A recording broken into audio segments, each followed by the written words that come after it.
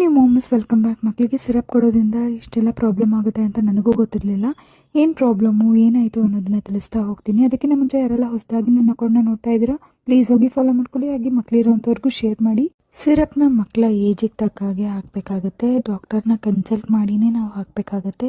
ಹೇಗೂ ಹಾಸ್ಪಿಟಲಲ್ಲಿ ಹೋಗಿ ಪ್ರಿಸ್ಕ್ರಿಪ್ಷನ್ ಬರ್ಸ್ಕೊಂಬಂದಿರ್ತೀವಿ, ಮೆಡಿಕಲ್ಗೆ ಹೋಗಿ ಸಿರಪ್ನ ತಂದು ಮಕ್ಕಳಿಗೆ ಕೊಟ್ಬಿಡೋಣ ಅಂತ ಯೋಚನೆ ಮಾಡೋದು ತಪ್ಪೇನೆ. ಯಾಕಂದರೆ ಮಕ್ಕಳ ಏಜಿನ ಅನುಗುಣವಾಗಿ ಡೋಸ್ ಕೂಡ ಚೇಂಜ್ ಆಗ್ತಾನೆ ಹೋಗುತ್ತೆ. ಇದನ್ನು ಕೂಡ ತಲೆನಲ್ಲಿ ಇಟ್ಕೊಂಡು ನಾವು ಸಿರಪ್ನ ಬಳಸ್ಕೋಬೇಕಾಗುತ್ತೆ. ಮಕ್ಕಳಿಗೆ 6 ಮಂತ್ಸಿಂದ ಜ್ವರ, ಫೀವರ್ ಎಲ್ಲ ಬರಲಿಕ್ಕೆ ಸ್ಟಾರ್ಟ್ ಆಗುತ್ತೆ. ಅದಕ್ಕಿಂತ ಹಿಂದೆ ಮಕ್ಕಳು ಆರಾಮಾಗೇ ಇರ್ತಾರೆ, ಚೆನ್ನಾಗೇ ಇರ್ತಾರೆ.